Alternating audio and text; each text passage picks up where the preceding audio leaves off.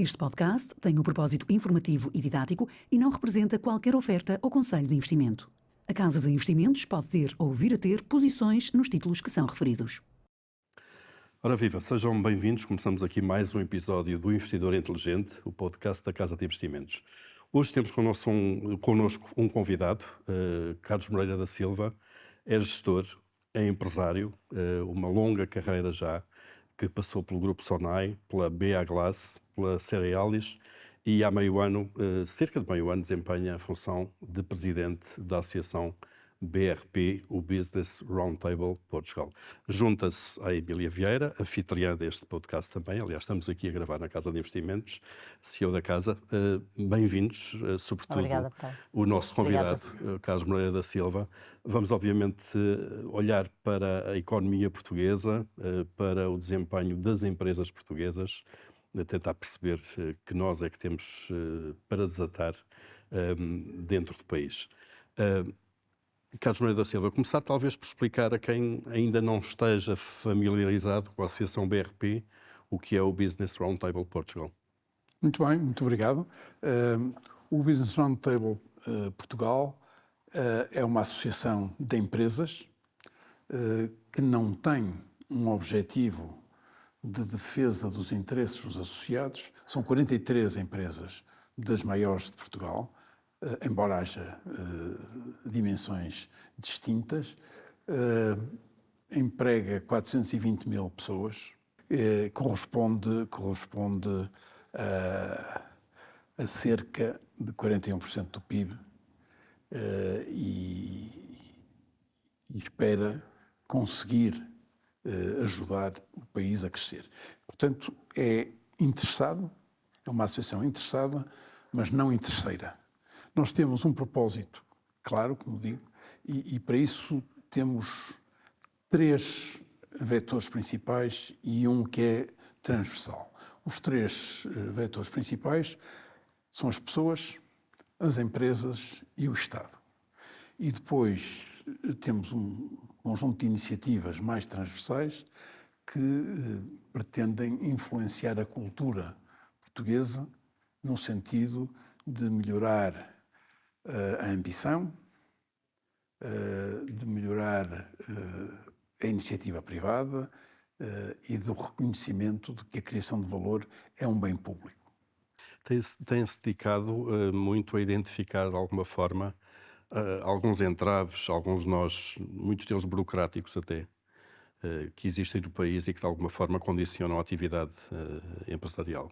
No eixo da atividade do Estado, a burocracia, o combate à burocracia é um dos nossos pontos mais ativos e mais importantes.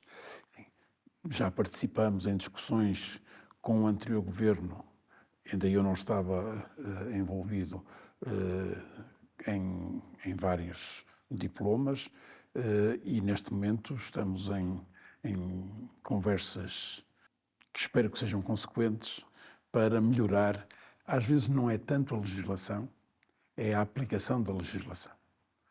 E, portanto, temos uma espécie de um observatório para tentar identificar casos em que as coisas não correm bem por articulação entre as agências ou os reguladores ou, enfim, em alguns casos com as autarquias, para tentar perceber como é que podemos melhorar a eficácia da legislação e diminuir a carga burocrática. Claro. Portanto, esse é um caso. Temos, ainda no eixo de Estado, temos iniciativas que têm a ver com o garrote fiscal do trabalho, portanto, o custo total do trabalho, que é penalizante para a economia portuguesa. E já vamos desenvolver daqui a pouco. E que não ajuda a libertar os meios para melhorar o crescimento. E temos também, na parte fiscal, algumas iniciativas de promoção de uma simplicidade do sistema e de melhoria e da libertação de capital para o crescimento económico e não para os impostos. Muito bem. Emília, já aqui falámos agora de burocracia. E basicamente num contexto em que muitas vezes as empresas têm que funcionar com elevado grau de incerteza. Incerteza à partida, incerteza regulatória. Isto gera aqui uma retração do investimento, um receio dos investidores ou dos gestores na tomada de decisões?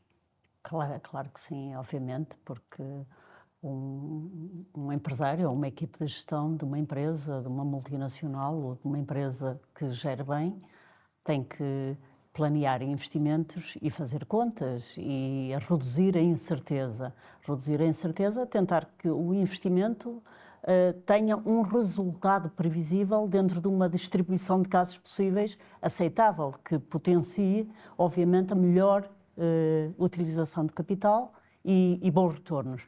E, nesse sentido, obviamente, que não gosta de investir em países onde uma legislação fiscal está sempre a mudar, onde não há uma estabilidade legislativa. E isso faz todo o sentido e cria grandes entraves. Por isso, não raramente gosto de dizer que gostamos de investir em geografias que são amigas do capitalismo, que têm um sistema que promove a eficiência, que promove exatamente essa estabilidade, saber com o que podemos contar. E isto não é só para as empresas, isto é, se nós pensarmos bem, e para explicar isto às pessoas, que eu acho que muito disto passa também por questões culturais, é como gerirmos a nossa vida individualmente. Quem é que gosta muito de incerteza na sua vida? Todos nós gostamos de poder tomar decisões com um conjunto de informação que nos permita tomá-la com mais certeza, conseguir ponderar os riscos com mais clareza, com mais certeza. E, portanto, sim, obviamente é um grande entrave. Claro. E Portugal, nesse aspecto, de facto, qualifica muito mal para quem quer fazer investimentos. Claro. Sim, sobre esta questão também, Carlos Moreira da Silva, já vamos desenvolver a questão do garrote fiscal, sobretudo sobre a tributação sobre trabalho, mas muitas vezes a discussão pública é colocada, às vezes também pelas empresas ou pelas confederações representantes das empresas, nomeadamente na contestação social, nos aspectos da carga fiscal. Mas depois há toda a incerteza fiscal, as mudanças constantes de lei, o mau funcionamento ou o funcionamento atrasado de tribunais administrativos e fiscais. Isto é um constrangimento adicional. Claro que é. Claro que é. Um dos problemas mais sérios da situação tributária em Portugal é a incerteza. Se for ver o número de processos que estão em litígio em tribunal com a autoridade tributária e se perceber qual é a percentagem de casos que a autoridade tributária ganha em tribunal, percebe que há uma total ineficiência do sistema e há, de alguma forma, retenção desse valor que fica, pelo menos uma parte desse valor que fica inoperacional e por outro lado, condiciona a capacidade ou o atrevimento, se quiser, de investimentos quando não temos a certeza como a autoridade tributária vai interpretar. E o facto da justiça ser lenta, como se diz muitas vezes, o ser lenta é ser má, porque é injusta e porque condiciona durante um tempo muito alargado as decisões das empresas. Há empresas com valores de garantias dadas ao fisco, valores astronómicos, e a ganhar acima de 95% dos casos. Isto É um custo tremendo para as empresas. é um custo grande para as empresas. Ou seja, essas garantias, que para todos os efeitos são por auto-endividamento, de alguma maneira, não podem ser, são recursos que não são canalizados para investimento, por exemplo. Estão ali a ocupar um espaço de Estão ali a ocupar espaço, estão numa espécie de limbo Claro. para aguardar um desfecho de uma situação que condiciona o investimento. A simplificação do sistema e a clareza do sistema é a nossa grande batalha. Não estamos a discutir se a carga é maior ou mais pequena. Essa, enfim, é o que for.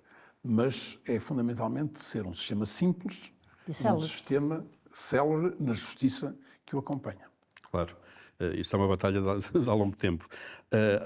Há pouco falou também daquilo que se chama o garrote fiscal. Aqui estamos a falar já de facto da carga fiscal. do peso dos impostos Estou a sobre falar o de trabalho. derrota fiscal sobre o trabalho. IRS, basicamente. Não, IRS e Segurança Social, Certo, se quiser. que é uma parte muito importante e não e que precisa de ser analisada. Nós temos, há uma pequena parte dos descontos para a Segurança Social que são para o sistema de pensões.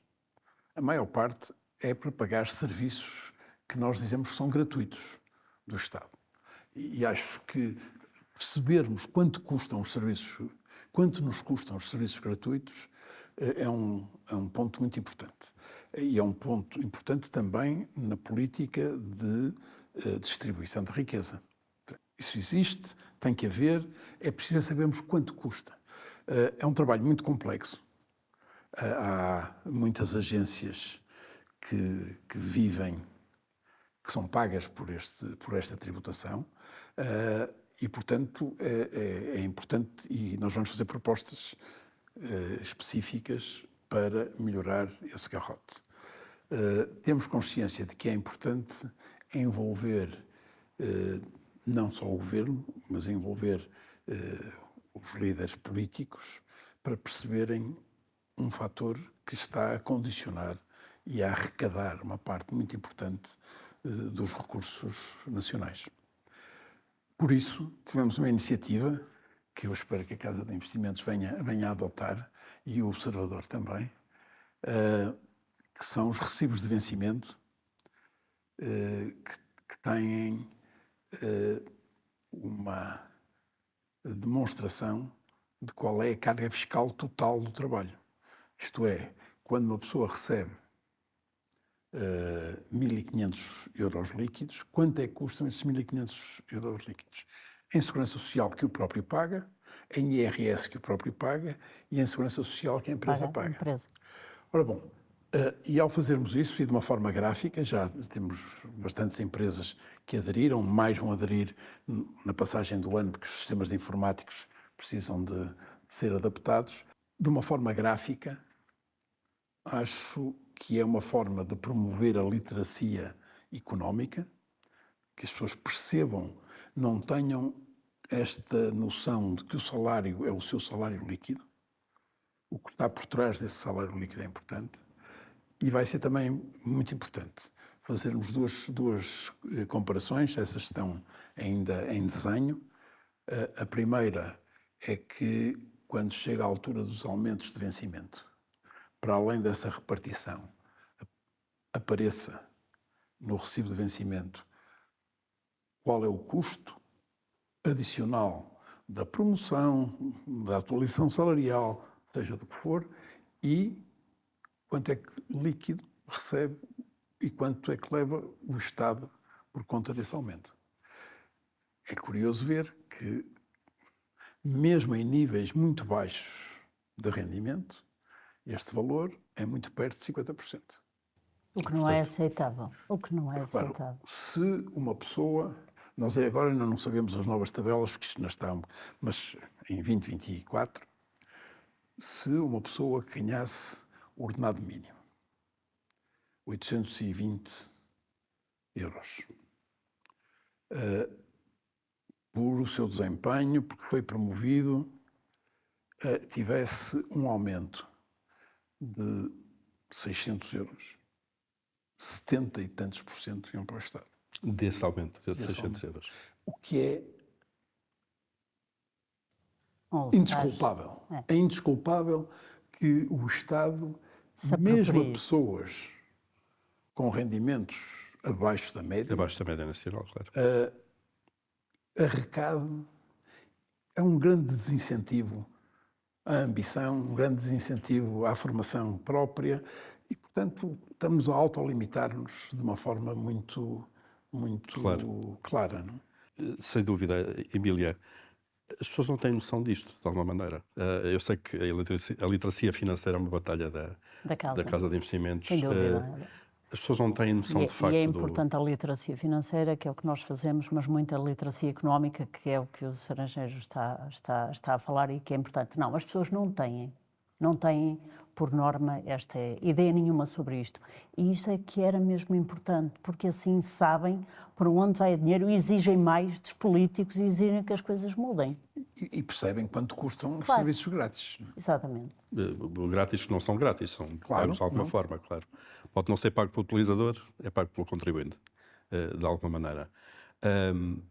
Até que ponto, agora deixa-me aqui fazer um bocadinho o papel do advogado do diabo, até que ponto o conhecimento disso não desincentiva mais as pessoas de alguma maneira, quando elas têm a noção de facto, ou acha que vai ser uma pressão de facto, ou pode ser uma pressão, para que alguma coisa mude a esse nível? Eu acho que Claro sim. que sim. Eu acho que Claro. se as pessoas forem perceberem melhor, votarão melhor.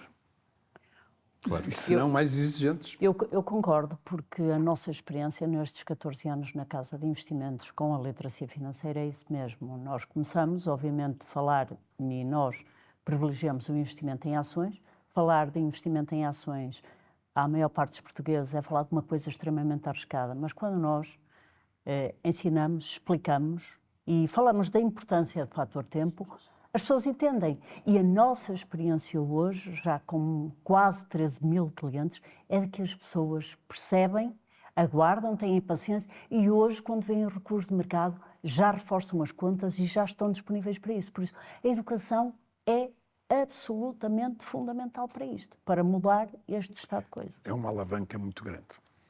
Para tomar decisões individuais, até Exatamente. mais coerentes e mais informadas.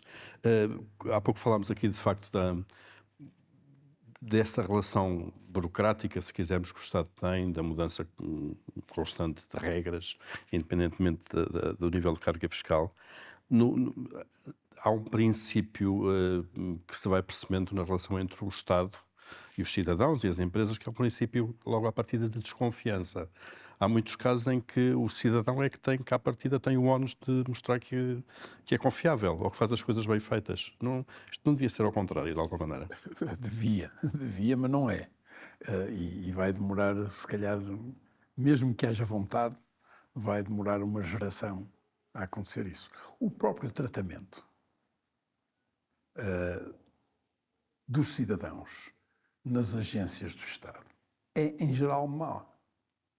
Eles não são clientes. Estão ali e as pessoas não são vistas como clientes de um serviço. E, portanto, isso demora muito tempo a alterar essa forma de ser, porque depende de muitas pessoas e as pessoas demoram tempo. Claro. Cultural e Mas tudo que é cultural. é claramente uma questão cultural. Eu julgo, é por isso que nós achamos que contribuímos para uma maior exigência, dando mais conhecimento. E, enfim, por isso, mais uma vez, espero que quer a Casa de Investimentos, quer o Observador adotem esta... Vou-lhes mandar os recibos de vencimento Vamos fazer no Claro. formato BRP. A Emília já falou aqui 2 ou 3 vezes a questão dos incentivos certos. No Estado, obviamente, isso também funcionaria como funciona na nossa vida, que é muito feita de incentivos ou penalizações, de alguma maneira, não? Claro que sim, obviamente. Se criarmos os incentivos certos que promovem, de facto, boas práticas, que promovem competência, que promovem transparência, que é uma coisa que o Estado não tem, e eu fico danada de cada vez que se fala num tópico e diz assim, não temos dados porque não queremos, pois é possível ter dados sobre tudo e armazená-los e tratá-los e muito fáceis de tratar rapidamente. Nós temos que ter, não há a maior parte da função pública, a maior parte do Estado, não está habituada a ser avaliada. Não. E isto de ser avaliada é uma coisa que nos incomoda. Não devia ser, porque é isto que vai permitir distinguir as pessoas por mérito, premiá-las, evoluírem, porque isto tem que ser feito, porque senão então nivelamos por baixo e é um problema. Claro, falta esse nível de exigência.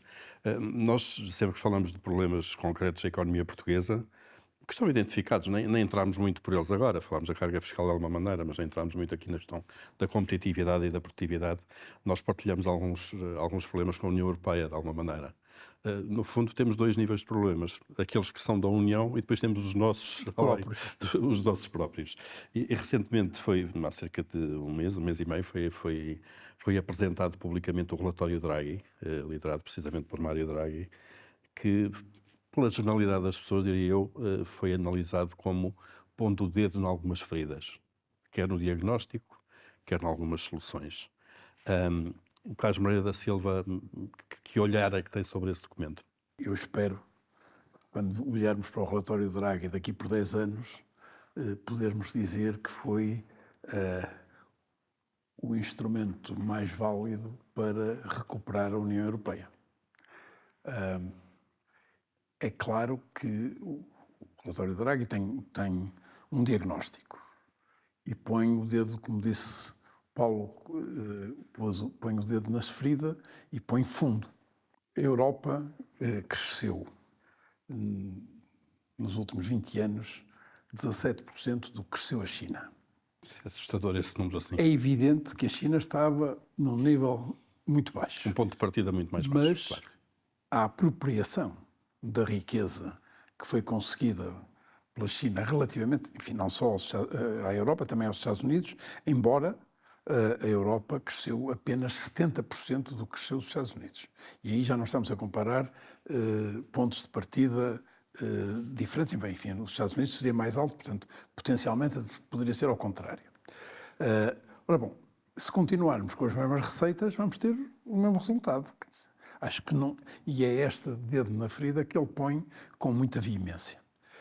E faz um conjunto de sugestões no sentido de ultrapassar isso. O tema da competitividade europeia precisa de empresas maiores. Este é um dos diagnósticos que ele diz com muita clareza e que eu admito que muitos governos na União Europeia não partilham esta percepção, por um lado. Por outro, a própria União Europeia é contrária à concentração de empresas porque considera que os mercados relevantes são o mercado europeu, quando o mercado relevante é muitas vezes global. O mercado relevante já é um conceito para analisar operações de concentração. Exatamente. Não é? Ora bom, Portugal ainda é pior, o Portugal ou outro país qualquer.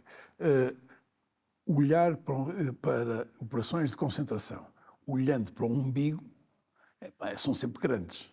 Ou seja, as empresas nunca ficam com uma dimensão para internacionalizar de alguma maneira. Ou pelo menos para terem uma presença global. Repare que nas 30 maiores empresas há uma europeia. Está a falar das 30 maiores mundiais. 16 são dos Estados Unidos, 6 são da China, e só uma é que é da União Europeia. Sim. 16, 6, 22. Que é Novo Nordisk, não é? Mas há outros em Índia. Que é a Novo Nordisk. É Novo Nordisk, nesta altura é. É a Novo Nordisk, a empresa europeia. Claro, estamos a falar de capitalização bolsista. E pior é que nas últimas 5 décadas não foi criada nenhuma empresa, nas últimas 5 décadas, de 100 mil milhões de capitalização. Na Europa. Na Europa. Nas últimas 5 décadas, ou seja, grande parte do que é grande são empresas que têm muitas décadas ou até já séculos. E nos últimos 20 anos mudou completamente o paradigma também daquilo que são as grandes empresas. Nós há 20, 25 anos tínhamos petrolíferas, empresas industriais e oil and gas. Exatamente. E agora temos tecnológicas e serviços, claro. Tecnológicos e serviços. O que é, enfim, o diagnóstico está feito. É preciso atuar. E para atuar, enfim, eu vi com bons olhos as mission letters que a Presidente da Comissão Europeia fez para os seus comissários. E é muito clara neste ponto. Precisamos de promover empresas europeias de dimensão global. Vamos ver se acontece. Claro. Porque o lobby antitrust na Europa é um lobby forte e precisa de ser a Comissão precisa ser corajosa para conseguir ultrapassar essa capacidade, essa tensão que existe na opinião pública. Realmente, o relatório Draghi tem mais alguns, enfim, para além da questão da defesa e de não ficar demasiado dependente de um único fornecedor, enfim, em diferentes produtos, mas no caso da defesa mais, tem outro tema muito importante que é a questão da energia elétrica, numa altura em que a eletrificação é um dos mecanismos mais importantes para reduzir a emissão de gases com efeitos de estufa.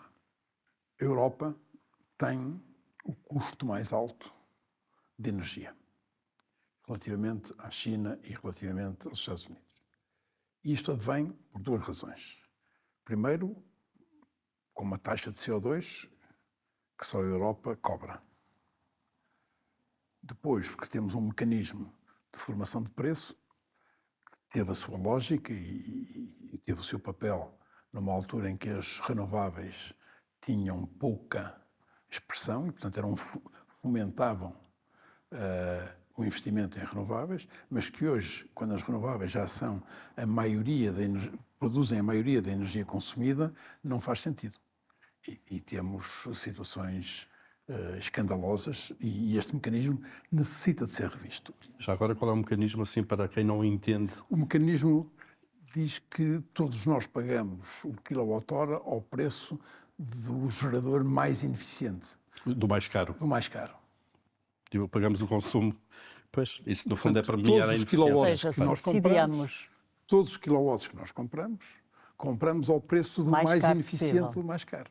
Bom, isto é inaceitável. Hoje é inaceitável quando mais de 50% da energia em muitos países europeus, e Portugal é um caso claro, é renovável. É renovável.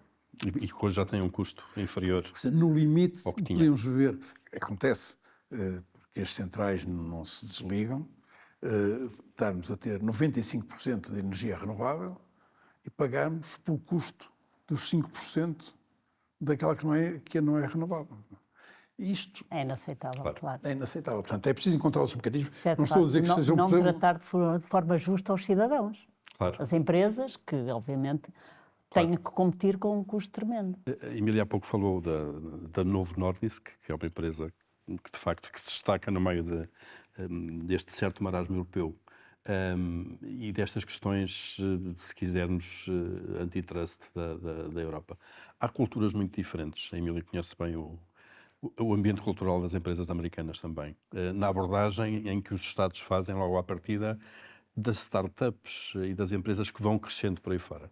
Sim, é um ambiente muito diferente. Obviamente, os Estados Unidos é uma economia com muito menos regulação e, sobretudo, com um mercado de trabalho sem esta rigidez, que, aliás, o caso português é o pior na União Europeia, julgo que é até o qualifica pior, com maior rigidez. No índice é de cerca de 70%, contra nos Estados Unidos 30%, estamos muito acima da média europeia. A Europa qualifica mal face aos Estados Unidos, mas Portugal qualifica mal na média europeia. Mas pior, e o que é até dramático, é que a população concorda com isto.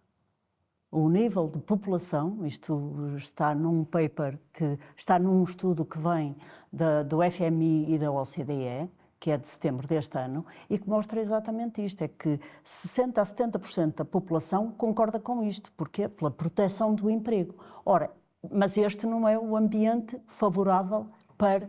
E não é favorável ao crescimento e é pior para todas as partes envolvidas, porque não se cria riqueza. Criar riqueza é essencial para poder distribuí-la, para poder melhorar a condição de vida das pessoas, não é?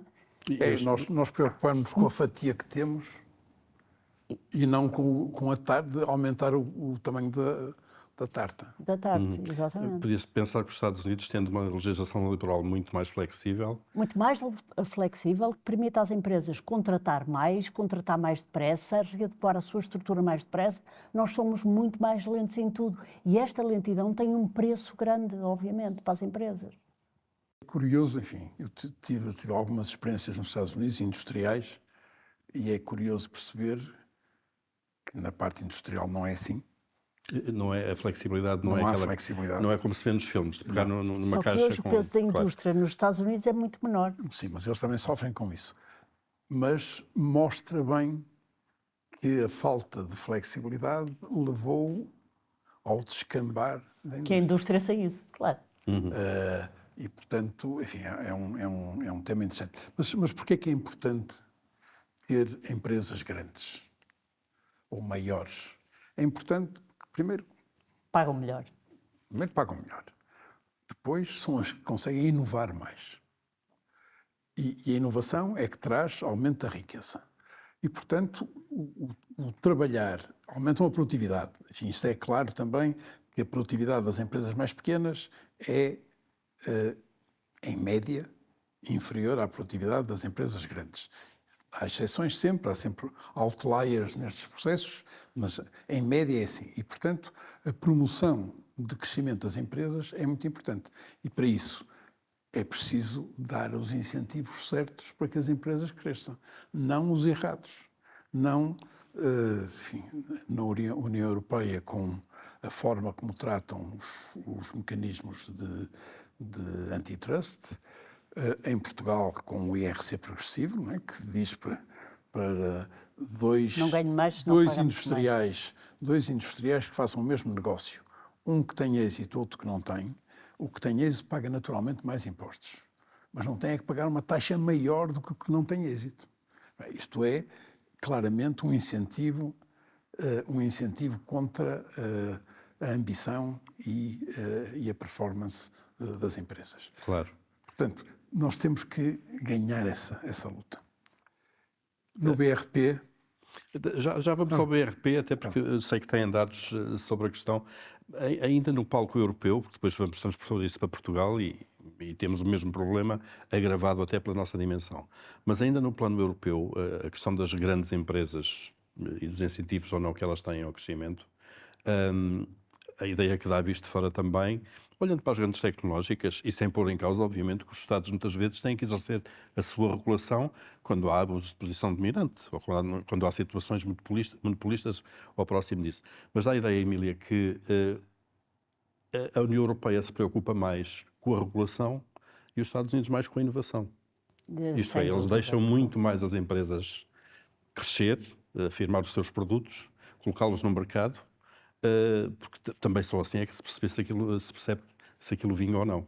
Sim, e aí, mais uma vez, tal como o José Carlos Moreira da Silva falou, o relatório Draghi mostra estas duas questões, que é regulação e mercado rígido, são os grandes condicionantes das empresas, e depois fala inclusivamente que 30% dos unicórnios criados na Europa mudaram-se para os Estados Unidos.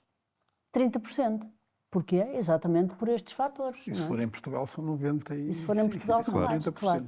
Porque há noção de que, de facto, não há um ambiente nem na União Europeia nem em Portugal. Não há um ambiente que permita prosperar, que permeie o crescimento. Permeie o crescimento, exatamente, sucesso. pelo sucesso. É isso. Uma coisa ser bem-sucedida, uma empresa parece que tem aqui uma conotação negativa.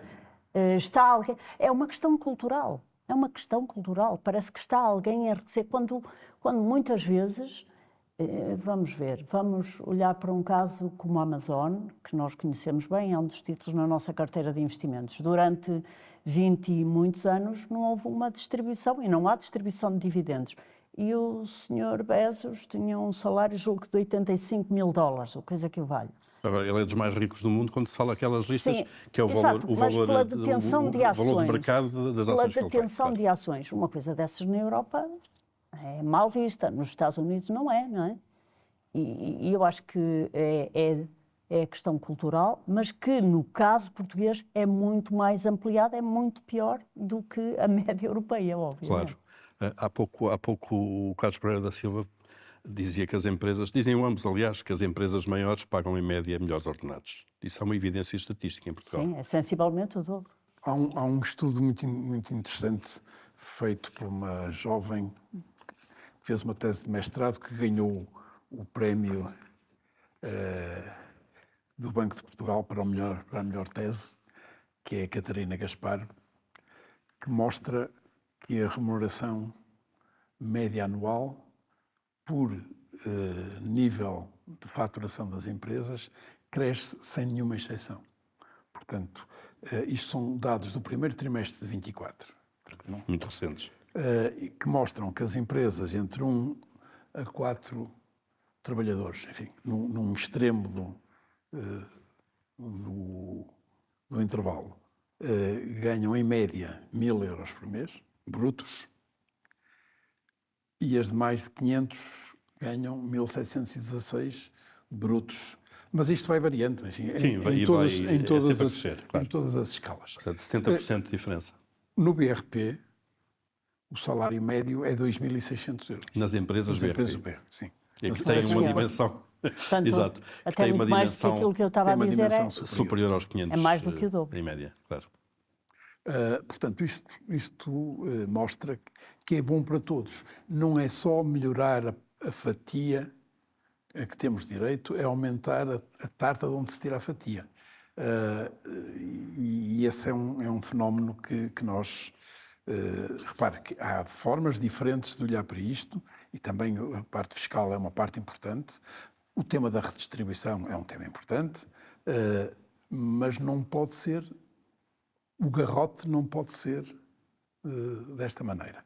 E precisamos que, de facto, não haja penalização do sucesso. A grande progressividade do IRS é, de facto, um desincentivo à promoção, ao desenvolvimento individual. Portanto, temos que dar os incentivos certos de que, se fores melhor, se fores promovido, se tiveres mais responsabilidade, ganhas significativamente mais. As pessoas respondem a incentivos, está mais do que provado. Ou seja, nunca está provado. A cenoura, todos nós vamos atrás da cenoura. É uma questão de onde se põe a cenoura. No sítio errado, as pessoas vão para o sítio errado. E isso é assim também nas empresas, não é só no Estado. Se nós não temos os sistemas, e é um tema importante na atração e retenção de talento, se nós não temos mecanismos de incentivos bem calibrados, os resultados são negativos. Não conseguem atrair ou reter talento, como queriam. E muitas vezes os resultados das empresas também não conseguem. Portanto, os incentivos são potenciadores de valor para todas as partes. E eu aqui adicionava só o seguinte. Em Portugal, são os últimos dados do Eurostat, 42,2% das empresas são empresas com menos de 10 trabalhadores. E aqui é onde a produtividade é pior, porque têm menos dinheiro para investir, têm menos dinheiro para investir em investigação e desenvolvimento. Estamos a falar de 42%.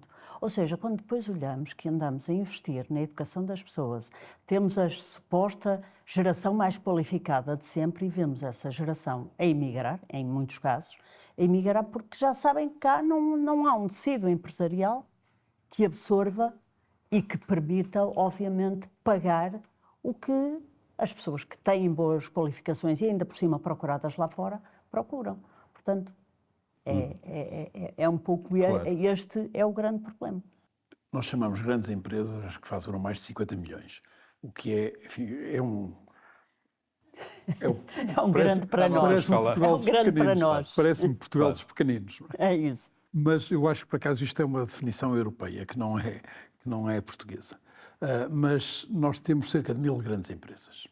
Nós em Portugal? Em Portugal. Com que faturam mais de 50 milhões por ano. Okay. Mais de 50 milhões por ano. Isto pesa apenas 21,5%. Enquanto, estou a falar em faturação, enquanto que na União Europeia são 41%. Está a dizer que as grandes empresas pesam menos em Portugal? O somatório de faturação? Menos 41%. Claro. Do que na União Europeia. para não falar nos Estados Unidos ou na China. Lá está, nós temos dois problemas. O E a nosso média é da União da Europeia é que estas empresas pequenas são em média metade das nacionais. Portanto, nós temos de facto uma percentagem muito maior. Baixa. Nós empregamos, as grandes empresas empregam 21% dos trabalhadores, pagam 27% dos salários, geram 57% das exportações e 33% da coleta de IRC. Portanto, é um benefício público ter empresas com mais performance. Porque nota-se perfeitamente nos ordenados e na coleta de IRC que pagam acima da sua cota de mercado, entre aspas, número de empresas, claro. Claro. Porquê é que isso acontece? Já falámos dos incentivos, mas porquê é que as empresas não são maiores? Não há aqui também, da parte de Carlos Moreira da Silva, da parte dos empresários, em termos culturais, uma certa aversão à partilha de poder? Por exemplo, Há seguramente. Que impede fusões, aquisições e por aí fora. Há seguramente. Há algum atavismo de que prefiro mandar em 100% de uma coisa pequena do que em 10% de uma coisa 200 vezes maior. E esse é um tema cultural importante. Deixe-me dar nota de que nós identificamos que um dos fatores, no BRP, identificamos que um dos fatores que mais limita o crescimento das empresas é a falta de boa governação. Porque as empresas que estão limitadas ao seu sócio fundador, que naturalmente fez um ótimo trabalho e criou riqueza, mas depois cada um de nós tem um limite. E todos temos um limite. E se não arranjamos forma de ultrapassar o nosso próprio limite, estamos a limitar a empresa. Identificado isto, desenhamos um plano que chamamos Metamorfose, em que tentamos ajudar as empresas entre 30 e 150 milhões de euros com 4 pilares. Um primeiro é um guia de boas práticas da governação. E a boa governação não tem só a ver com as grandes empresas. O facto de ter opiniões diferentes, de ter não executivos que olham para o mundo de uma maneira não necessariamente igual, tudo isso promove o desenvolvimento. A segunda é um scoring, um sistema de scoring que as empresas, autoavaliação, portanto, confidencial, em que as empresas ou os empresários podem perceber como é que estão classificados num sistema de avaliação que foi feito em conjunto com o Instituto Português de Corporate Governance. E que avalia basicamente qualidade de gestão, saúde financeira, por aí fora. Sim, e qualidade do processo de decisão. Certo. Ora bom, e também já dá as dicas, não é? Dessa maneira, se eu pontuo mal aqui ou ali, dá-me dicas de que eu posso fazer qualquer coisa para melhorar. E depois temos um programa em que nós disponibilizamos, as empresas do BRP disponibilizam quadros superiores que podem ir para essas empresas mais médias como consultores, ou como conselheiros, ou como administradores não executivos, com uma dedicação mínima de 12 dias por ano. Portanto, no fundo... Um dia por mês. Um dia por mês, que podem fazer conselho de administração e de outras medidas para tentarem desenvolver a empresa de uma forma mais rápida. Finalmente, um quarto para aquelas que têm crescimento rápido, que nós chamamos adolescentes. Para essas, disponibilizamos um CEO de uma das empresas do BRP para acompanhar o CEO dessa empresa adolescente, no sentido de ajudar a perceber as dificuldades que existem no crescimento, e, portanto, prevenir a morte do Val, no Val Há ali um período, não é, crescimento. que é crítico, que é 3, 5 anos, não sei, Sim, por aí. depende um bocado da indústria, certo. mas aparece sempre no crescimento e ajudar também a pensar de uma maneira com óculos diferentes. Portanto, isto é parte do BRP em que nós queremos ser action tank, não tanto think tank, mas action tank. Portanto, pôr à disposição os recursos dos nossos associados para melhorar o tecido empresarial português. Nós fizemos um piloto que foi muito bem sucedido. Uma empresa de Mangualde, que tinha 2 sócios, não tinha CEO, eram os 2 que Iam gerindo. iam gerindo. Claro. Eles têm grande mérito. Grande mérito. Por regra, quando se chega a esse ponto, houve mérito de ter a ideia e de arriscar de alguma forma, não é? Estavam em uma faturação de 36 milhões de euros. Fizeram um programa destes de acompanhamento com o CEO da Sograp, o Fernando Cunha Guedes, e a equipe da Sograp. Hoje, tem pouco mais de um ano. Hoje tem CEO, tem CFO, portanto tem um sistema. Foram contratar. Portanto, perceberam a vantagem. Perceberam a vantagem. Claro. É claro que são ambiciosos. Hoje faturam 150. E a semana passada anunciaram aos seus stakeholders que querem faturar 250 milhões no próximo ano. Portanto, deram um salto absoluto. Um salto brutal. Estas são as tais que vale a pena ajudar e, se calhar, quer dizer, o mérito é dos empresários, seguramente, mas a ajuda que pode ter sido dada, a pouca ajuda que pode ter sido dada para não fazer umas asneiras e para encontrar caminhos que permitam profissionalizar a gestão, foram seguramente, dão a possibilidade dessa ambição diferente. Claro. O programa disse que esse caso piloto tem mais ou menos um ano. Estão a fazer em mais empresas neste momento já? Neste momento, fizemos uma identificação das empresas adolescentes e estamos a abrir o sistema depois de passar por todas as burocracias dos sistemas de sigilo, claro, e dessas coisas todas e da possibilidade de contratação recíprocas e tal, que evitam. Portanto, está neste momento em lançamento, mas, por exemplo, para as empresas adolescentes, identificamos 60 empresas de todos os setores, em todos os distritos de Portugal, menos um, que têm os fatores que nós consideramos... Preenchem os critérios. Os critérios, que são crescimento de mais de 30% ao ano e tal, enfim, tem um conjunto de critérios rentáveis de muitos setores, e vamos começar o processo de passar a execução. De triagem e execução. Claro. E já se percebeu por esse caso piloto, de facto, a ajuda, o benefício que isso pode ter, de facto. Nós admitimos que sim. Claro. E estamos... Repare, isto é um esforço grande por parte dos associados, que disponibilizam... Isto tem que ser quadros sénior, que foram formados especificamente, já acabou a formação, pelo Instituto Português de Corporate Governance, para saberem ser não executivos, normalmente são executivos, não é? Para saberem ser não executivos, e portanto, temos muita esperança que isto produza resultados. Claro.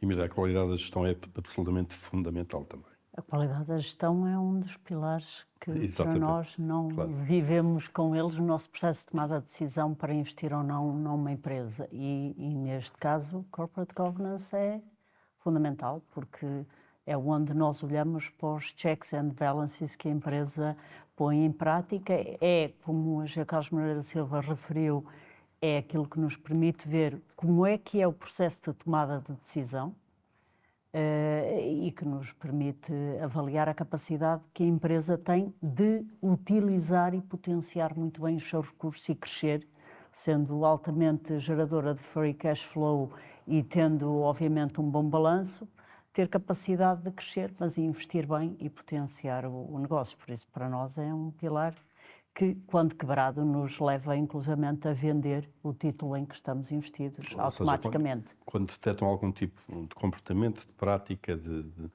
uma mudança de cultura da gestão, isso pode levar, de facto, leva a que vocês façam uma automaticamente revisão. a uma venda do título, porque, obviamente, a cultura numa empresa é fundamental, porque a cultura dita a forma como levamos a cabo cada ação.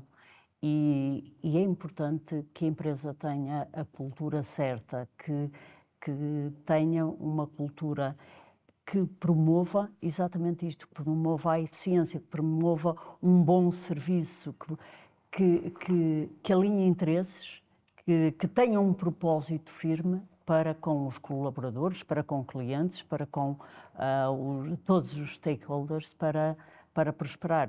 No fundo, faz parte daquilo que é criar negócios que perdurem no tempo. E sem isto não vemos que possa acontecer.